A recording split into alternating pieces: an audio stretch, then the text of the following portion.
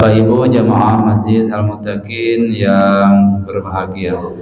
Pertama, marilah kita selalu bersyukur kepada Allah dengan mengucapkan Alhamdulillahirabbil alamin. Sampai pagi ini kita masih diberikan kesempatan oleh Allah bisa melaksanakan kewajiban kita, yakni sholat subuh dengan berjamaah. Kedua kalinya salawat dan juga salam semoga selalu tercurah limpahkan kepada junjungan kita Nabi Muhammad sallallahu alaihi wasallam. Mari sama-sama kita bersolawat dengan melafazkan Allahumma sholli ala sayyidina Muhammad wa ala ali sayyidina Muhammad. Assalamu alayka ya Rasulullah.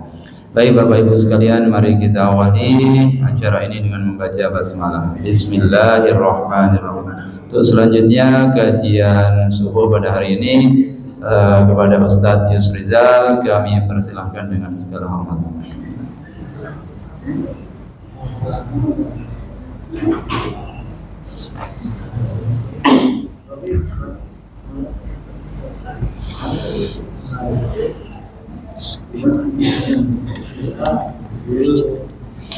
Bismillahirrahmanirrahim. Assalamualaikum warahmatullahi wabarakatuh.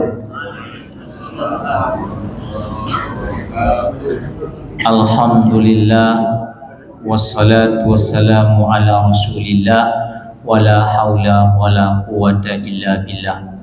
Allahumma salli wa sallim wa barik ala sayyidina Muhammad wa ala alihi wa sahbihi wa mawala, amma ba'du.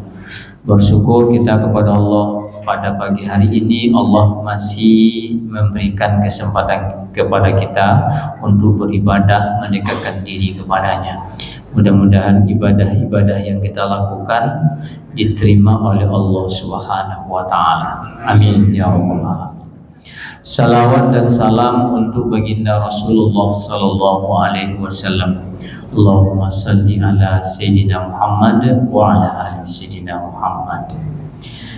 Sesuai dengan yang disampaikan pada hari yang kemarin, masih berkaitan dengan tema takwa yang dijelaskan oleh Ali bin Abi Thalib. Bapak dan Ibu sekalian yang dimuliakan Allah, sebelum tentang takwa itu saya perkenalkan sedikit Ali ini, Pak. Ali ini sahabat Nabi yang disebut dengan gudang ilmu, Pak. Gudang ilmu, ya. Masing-masing sahabat itu punya ciri khas masing-masing, ya. Ali ini adalah gudang ilmu. Ada kitabnya yang sangat luar biasa, namanya Najul Balawah. Artinya itu adalah kata-kata hikmah yang ada khusus untuk kata-kata Ali bin Abi Thalib. Pemurahnya luar biasa, Pak. Ali ini bukan sahabat yang terlalu kaya, walaupun dia pernah jadi khalifah. Ya, suatu ketika adalah fakir miskin datang meminta ke rumah Ali. Kebetulan di situ ada Ali dan Fatimah. Nah, kemudian fakir miskin tadi bertemu dengan Ali, minta sedekah. Nah, kemudian Ali tadi berkata kepada Fatimah, istrinya, ya, ana do di belakang, ado di belakang, layado sepiring gandum, nadonya, Pak. Nak bakar kurang bareh, kan? Sepiring gandum. Kemudian ambil, silakan kasihkan kepada pengemis ini. Kata Ali. Setelah itu masuklah dia ke kamarnya, menangis dia. Fatimah menangis dia, habis mengasih itu menangis dia. Kemudian tanyalah Fatimah, apa yang Kanda tangiskan? Apakah karena kita tidak punya makanan lagi hari ini? Bukan itu yang saya tangiskan, bukan tak punya makanan, tapi kenapa kita tidak terlebih dahulu memberikan sedekah ini kepada orang pengemis? Kenapa dia harus sudah minta kepada kita baru kita beri? Begitu yang ditangiskannya, Pak.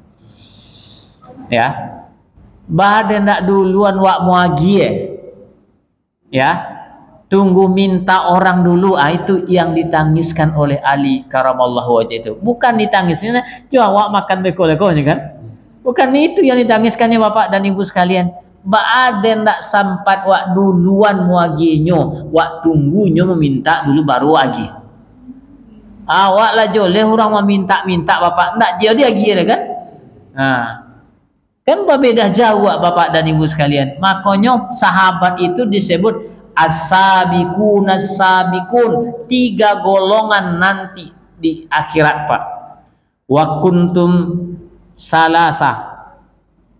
Yang pertama ashabul yamin, yang kedua ashabus shimal. Ashabul yamin ma ashabul yamin. Tahukah kalian siapa sahabat-sahabat yang sebelah kanan ini? Itu orang-orang elok pak. Yang kemudian apa lagi? Ashabus shimal, orang-orang sahabat sebelah kiri.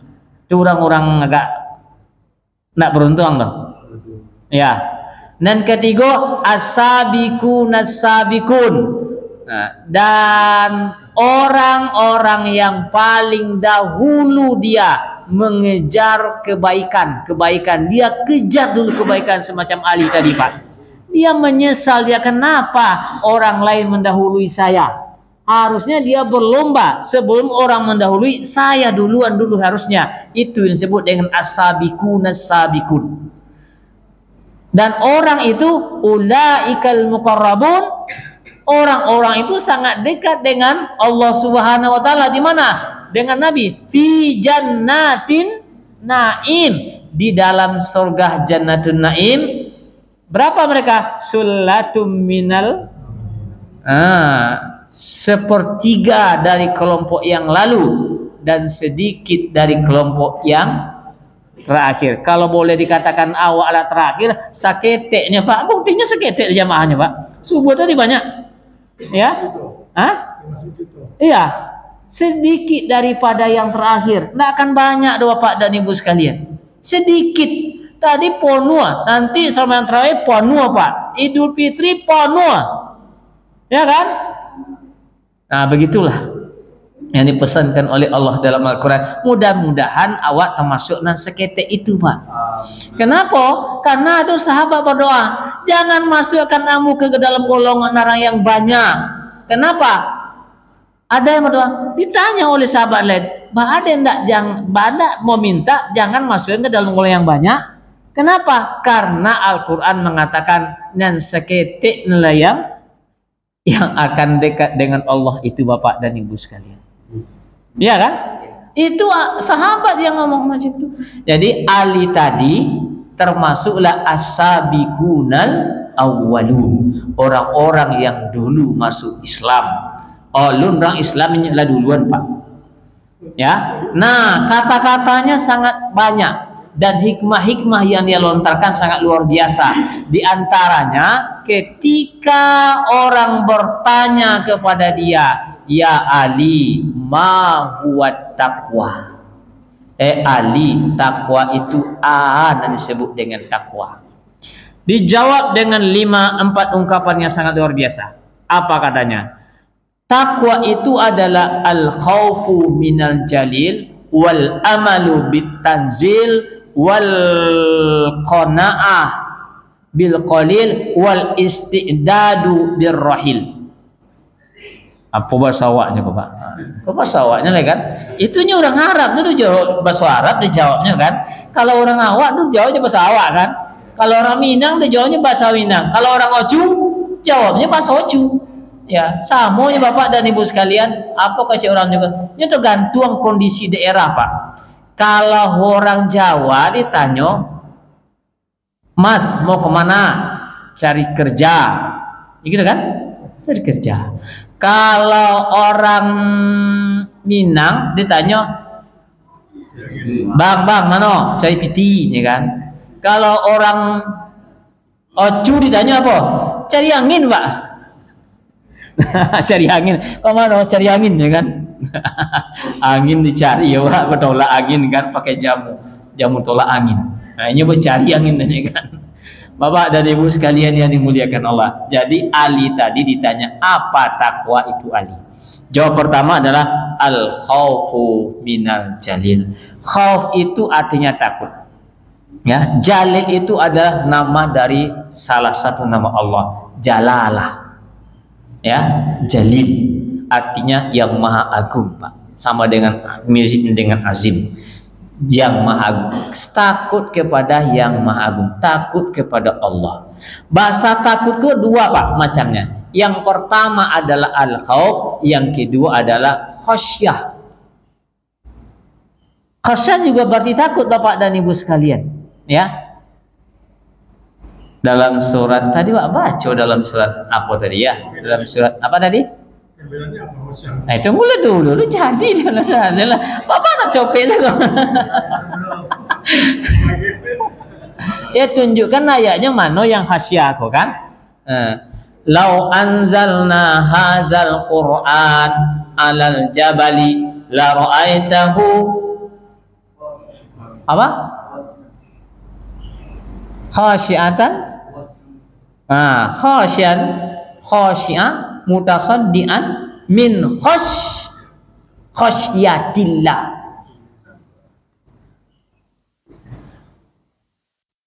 Khasyah ini adalah takut yang sangat luar biasa Pak. Itu khasyah namanya. Sampai-sampai ketakutan itu membuat dia hancur lebur. Ya. Itu gunung itu, jikalau seandainya kami turunkan Al-Quran ini ke atas gunung, la ra'aitahu khasyiatan mutasaddiah, kamu akan melihat dia tertunduk. Mutasaddiah yang menundukkan luar biasa. Khasyah karena takut. Hancur dibuatnya Pak karena ketakutan itu. Ya, itu namanya khasyah yang luar biasa takutnya. Kalau Hawa ndak sekedar melomangnya boleh kudu ada jusadon bulu tu melomang apa begitu bahasa awaknya kan, dek karena takutnya. Laya donya berbulu baru kan abot merombang satu halanya. Awak tapi meromang bulu kuduanya kan tu dek takut. Meromang bulu kudu Pak.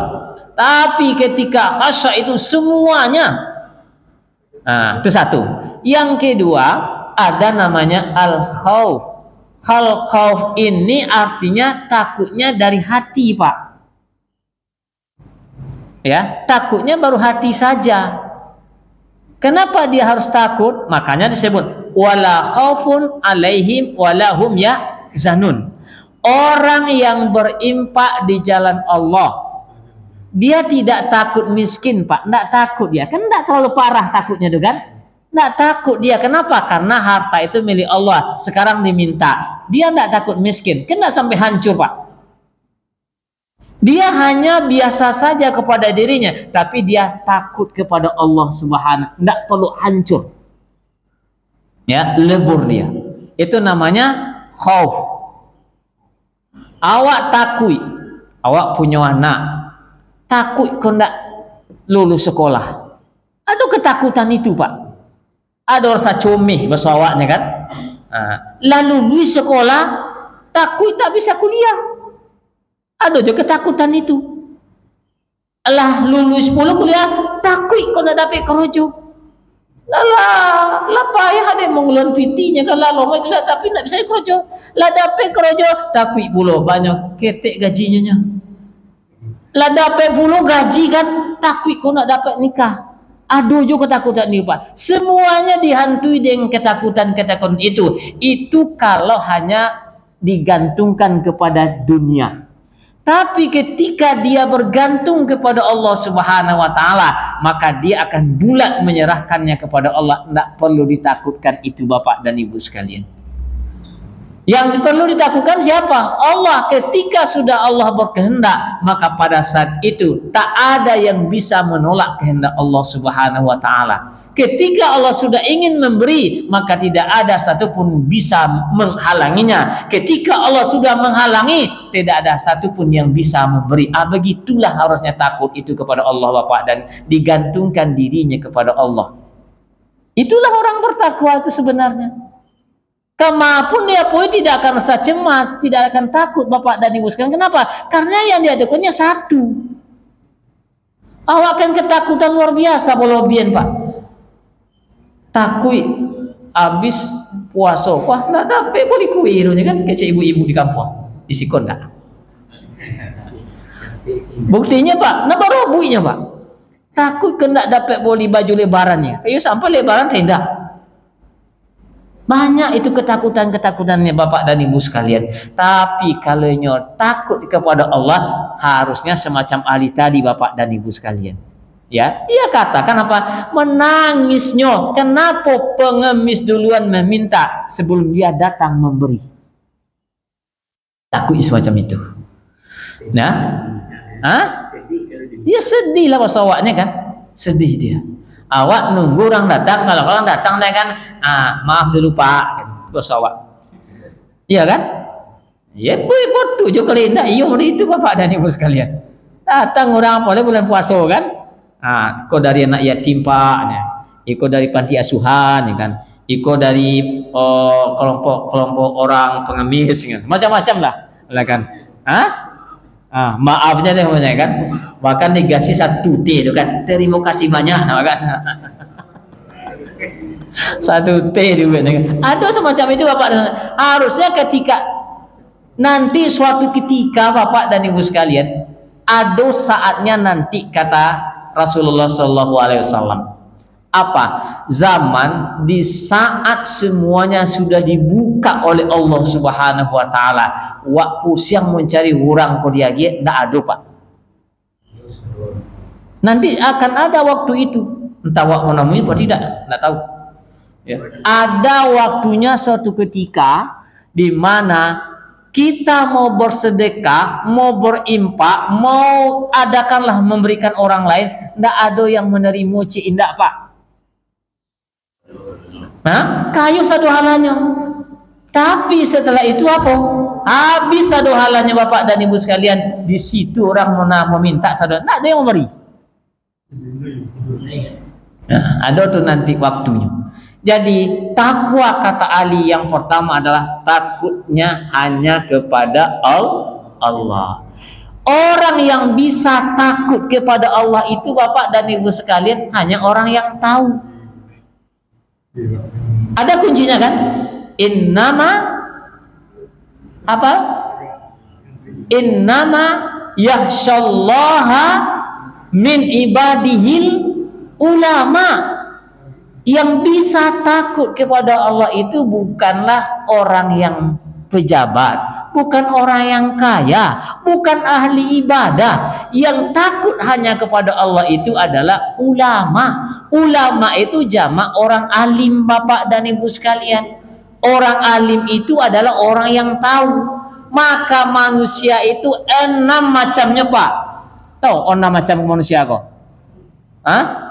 Manusia kok 6 macamnya. Tahu Pak? Apa tuh?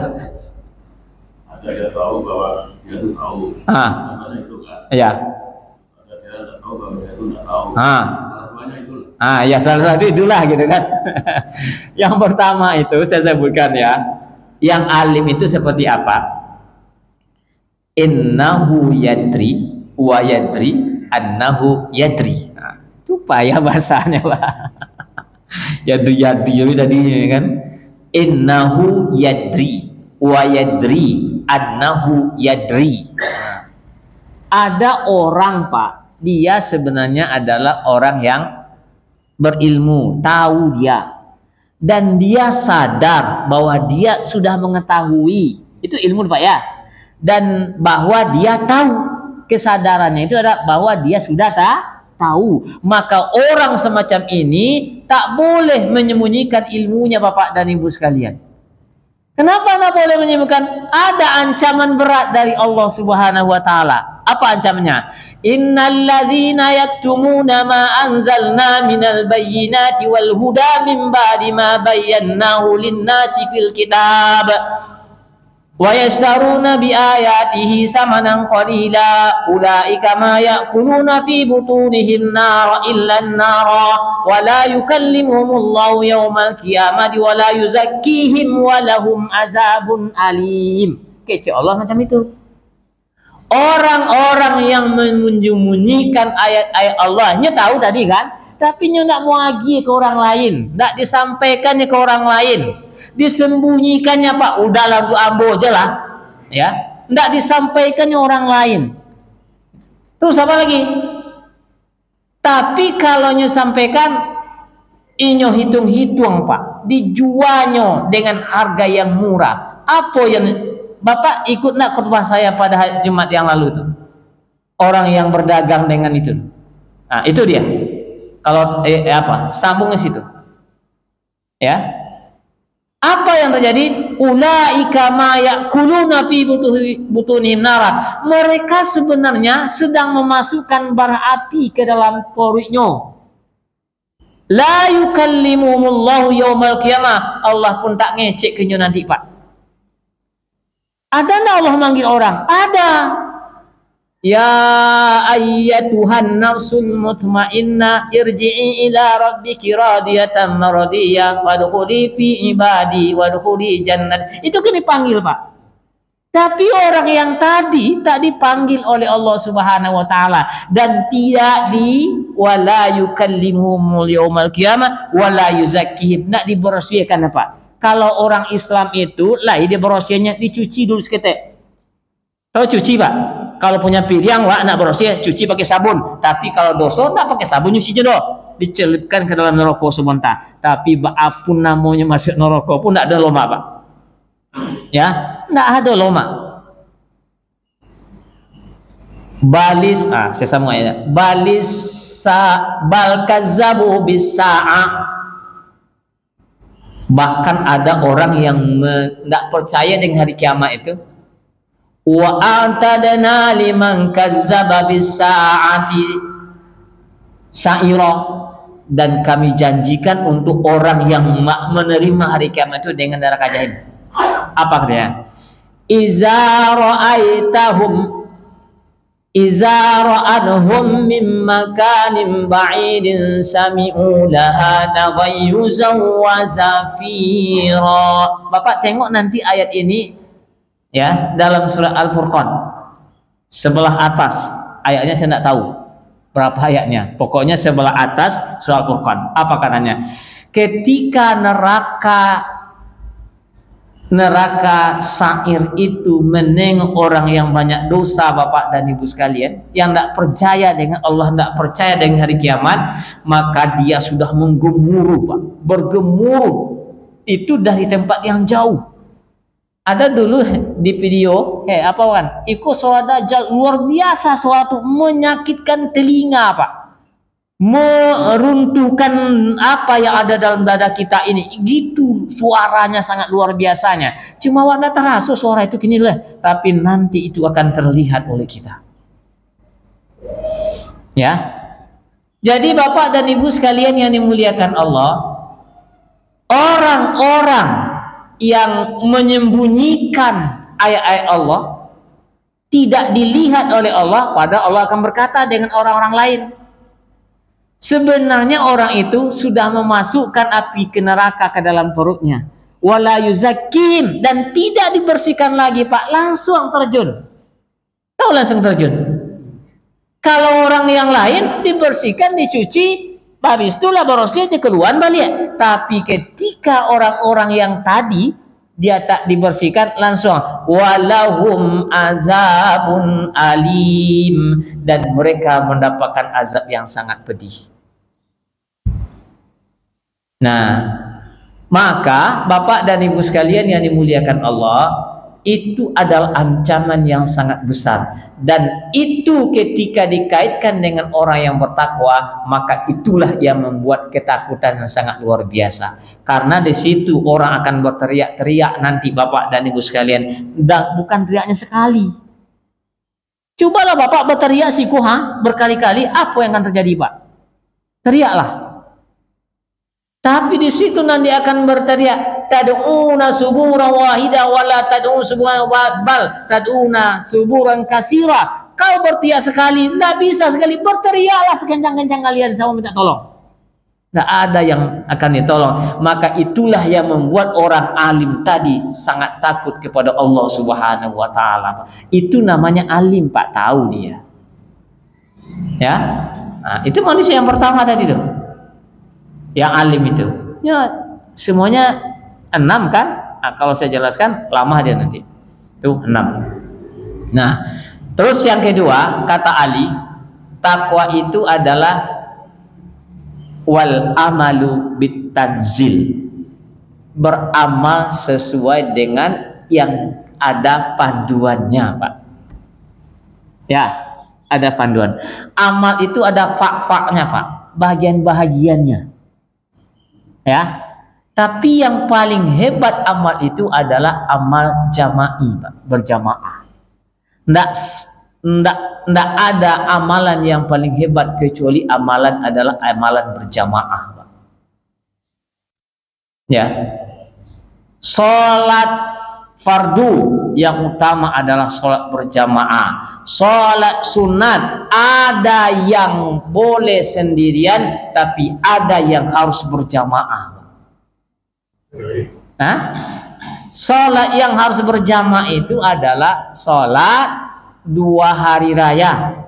Kalau nak mau berjamaah, jadilah sembahyang seorang, khutbah seorang, imam seorang, makmum seorang. Ya, makanya ikut berjamaah. Ada sembahyang yang tidak boleh berjamaah. Apa? Sembahyang tahiyatul masjid. Jangan berjamaah pula, Pak. Buat pula ke jamaah kan. Sholat sunat rawatib itu tidak ada jamaah dah, Pak. Sholat sunat lima mah tidak boleh. Tapi selain itu boleh berjamaah, boleh tidak berjamaah, tapi yang paling baik itu adalah berjamaah. Sholat malam itu ada namanya sholat tarawih bulan Ramadan, ada sholat qiyamul lail, itu boleh berjamaah, bahkan abdalnya berjamaah, Bapak dan Ibu sekalian. Kalau boleh katakan abdalnya, ya, sholatnya berjamaah. Nah, tarawih itu adalah sholat yang memang ada tuntunannya dari Rasulullah, dan yang mempraktikkan pertama tarawih itu berjamaah itu adalah kalau zaman Rasulullah orang sama-sama datang ke masjid, Pak, sholat seorang-seorang. Itu tanda seorang-seorang sholat berjamaah itu adalah karena tak ada panduannya oleh Nabi. Malam pertama Nabi datang, orang-orang datang. Malam kedua Nabi datang, bertambah banyak orang yang datang. Malam ketiga, Nabi datang, orang tambah penuh dan berjamaah. Malam keempat Nabi tidak datang. Nabi tidak datang. Itu tanya-tanya orang kan. Besok subuhnya Nabi datang. Setelah subuh ditanya, ya Rasulullah, Pak, dia tidak datang kok malam tadi ya Rasulullah. Saya hanya ingin jangan sampai sholat tarawih ini menjadi wajib. Kalau Nabi datang jadi wajib dia nanti, Pak. Ya, makanya tidak saya lakukan itu. Tapi di zaman Umar bin Khattab, dia tengok orang situ sembahyang, situ sholat, di sini sholat, sadanya kan, baalah caknya kan, sehingga orang ini terkoordinir dengan baik. Maka dibuatlah oleh Umar sholat tarawih itu dengan berjamaah, Pak. Imam yang pertama itu bukan Umar, tapi Ubay bin Ka'ab. Kenapa Ubay yang ditunjuk? Karena dia adalah bahagian tim dari Rasulullah yang mengumpulkan Al-Quran. Berarti hafal Al-Quran, Pak. Sesuai dengan namanya, tarawih itu adalah dia ambil kata roha. Roha itu adalah apa namanya itu? Roha itu istirahat, Pak. Hah? Santai bahasa awaknya. Kalau satu santai. Ya. Tapi ketika datang ke Indonesia, udah macam-macam. Ada orang yang super kilat sholatnya. Berapa super kilat ini? 10 menit 23 kali 12 rakaat. Tua pula dibacanya. Baca bacanya, Pak. Hah? 10 menit 23 rakaat. Kamu nak tahu baca orang bacanya kok? Hah? Itu bukan di Jawa, Apa? di YouTube. Ada YouTube ya, di YouTube. Di Jawa ada di YouTube-nya kan? Iya, nah di Jawa ada di YouTube. Kenapa? Kamu nanya di Jawa tadi kan? Bapak nanya di Jawa tadi. Dia menghindari kamunya tak kena gitu kan?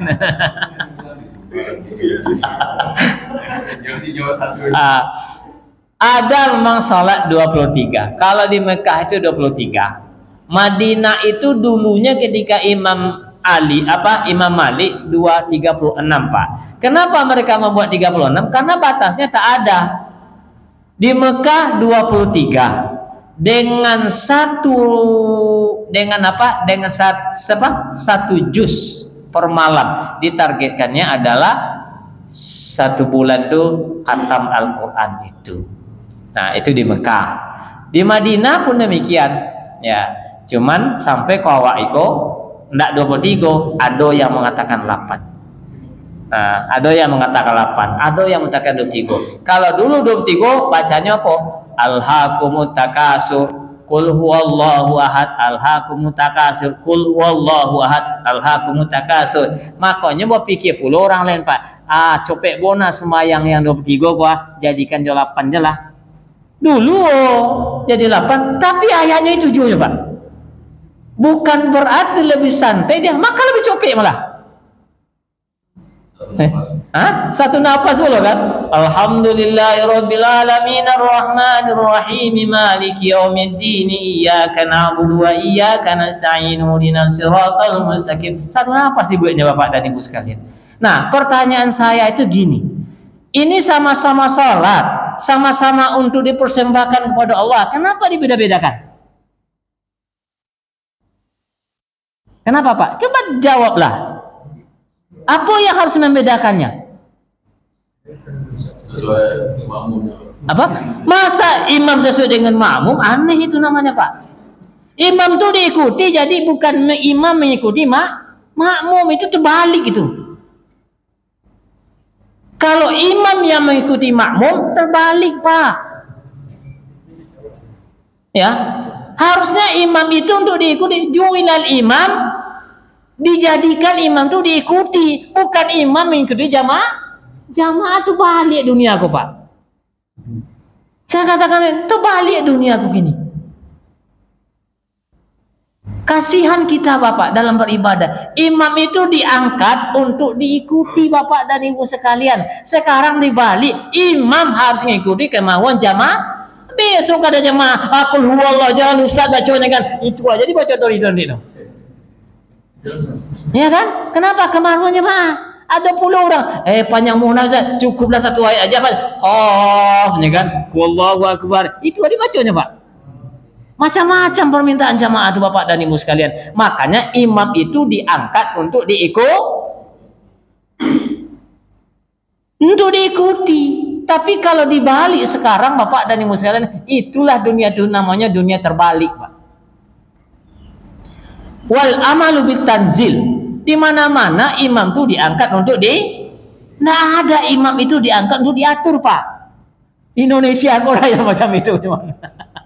Nemenang iko, walaupun dalam posisi yang dengan berbagai pertanyaan Pak, yang mau jadi presiden yang iko gitu kan, artinya masyarakat yang dipilihnya yang iko, tapi yang mau jadi presiden yang ini kan susah Bapak dan Ibu sekalian yang dimuliakan Allah. Kenapa? Ya karena memang begitulah kita ini dulu Pak.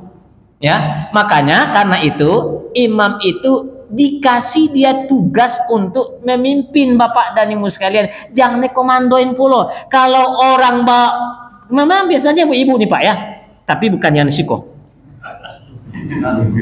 Contoh lain, ada suaminya bawa mobil Pak. Nah, yang di samping bininya, ya kan? Yang membawa mobil siapa? Suaminya. Yang ngatur siapa? Bininya. Kalau kebayang Pak, bisa jatuh tuh mobilnya. Bang, kedok kiri bang. Jangan bang. Awas bang. Diatur di sana. Padahal ini kalau sama imam itu sampai ke situ Bapak dan Ibu. Tapi begitulah yang terjadi. Ya, di komandonya samping kok Pak. Ya duduk di belakang tuh. Kalau di belakang tuh bayar di samping lah. Bang, awas hati-hati bang. Kancang. Macam-macam loh Bapak dan Ibu sekalian. Itu pengalaman yang ketahuan pengalaman tuh. Pengalaman pribadi. Kancang ditegur ya kan. Hati-hati kan. Begitulah Bapak dan Ibu sekalian. Sehingga apa? Kadang-kadang Tobi jo bangi dia kadang-kadang. Apa aja sorangan kan. Abaulah kan. Kadang-kadang semacam itu Bapak dan Ibu sekalian. Serahkan aja ke sopir ini. Udah selesai dunia. Disuruhnya mau nak nomor ya kan, tapi nya mau ngatur. Aku yang susah pak. Memang pemain bola itu bisa dia pak, tapi penonton lu jauh lebih hebat. Dua kali itunya nak gol aja kan. Ya jadi gitulah, karena janji tadi bunyi bel, berhenti. Belum selesai lagi bapak dan ibu sekalian yang dimuliakan Allah. Ada pertanyaan enggak? Ada pertanyaan?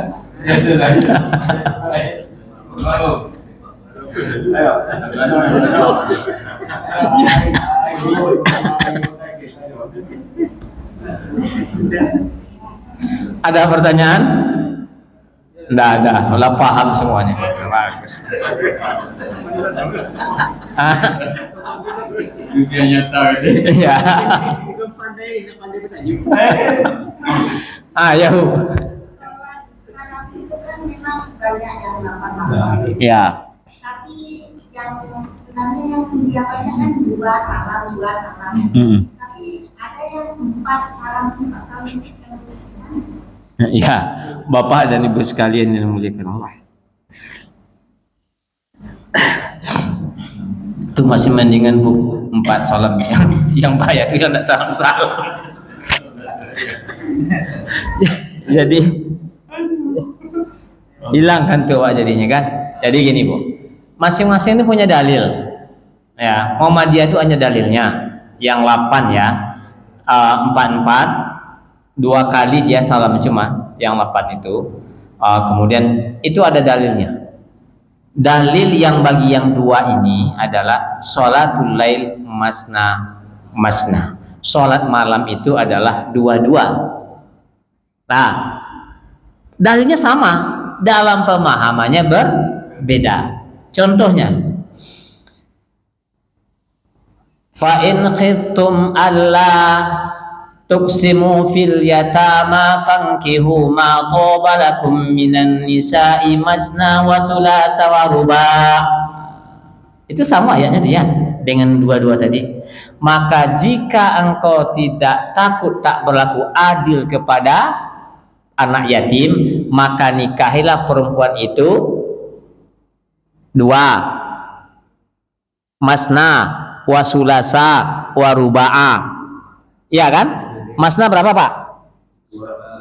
2. Sulasa 3. Waruba'a 4. Berapa jadinya?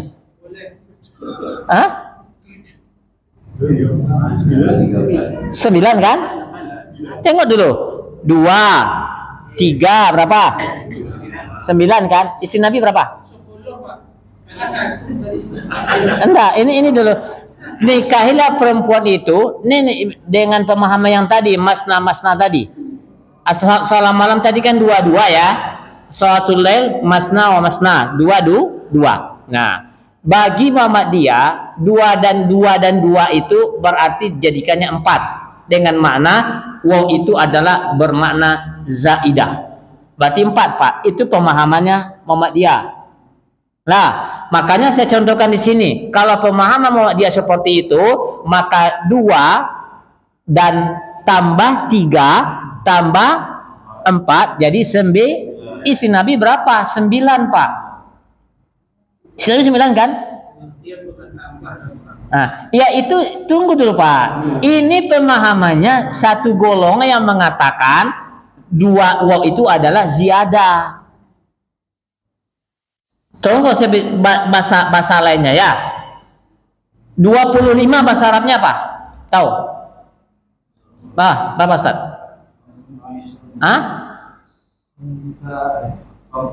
Nah, wa itu khamsa wa isrun kan? Wa itu ziyadah artinya di situ. Khamsa wa harusnya khamsa isrun kan? 2 dan 2 5. Tapi ada waw Pak. Itu namanya waw ziyadah. Maka bagi Muhammadiyah itu walaupun ada hadisnya sama, masna wa sulasa, masna wa masna, sholat malam 2 dan 2 berarti mereka tambahkan menjadi 4 diam. Ditambahkan. Tapi oleh imam yang lain tidak ditambahkan. Itu adalah waw ataf. Pemahamannya seperti itu. Ini banyak terjadi Bapak dan Ibu sekalian. Saya contohkan satu lagi kejadiannya. Aula mastumun nisa, atau menyentuh perempuan, batal wudu kan? Kalau dibaca dengan aula mastumun nisa, beda apa artinya? Aula mastumun nisa berarti bersentuhan. Aula mastumun nisa enggak panjang, itu bukan bersentuhan Pak, hubungan suami istri, baru batalkan wudu. Maka imam yang lain kalau bersentuhan saja dengan istrinya enggak batal wudu, tapi imam yang lain baru dia batal wudu kalau dia berhubungan suami istrinya. Nah, itu hanya pemahaman bahasa, gitu ya. Nah, jadi kita yang paham adalah waw itu bukan waw zaidah, tapi adalah waw ataf. Nah, gitu Bu pemahamannya. Ya. Jadi kita tidak perlu marah. Kok 8 sholatnya salah ikut. Di mana? Ah, begitu tidak boleh. Kenapa? Karena semuanya punya dalil. Jangan dikecein dulu. Bid'ah, setiap bid'ah sosek, setiap sosek dalam neraka. Ini tidak tahu dalil.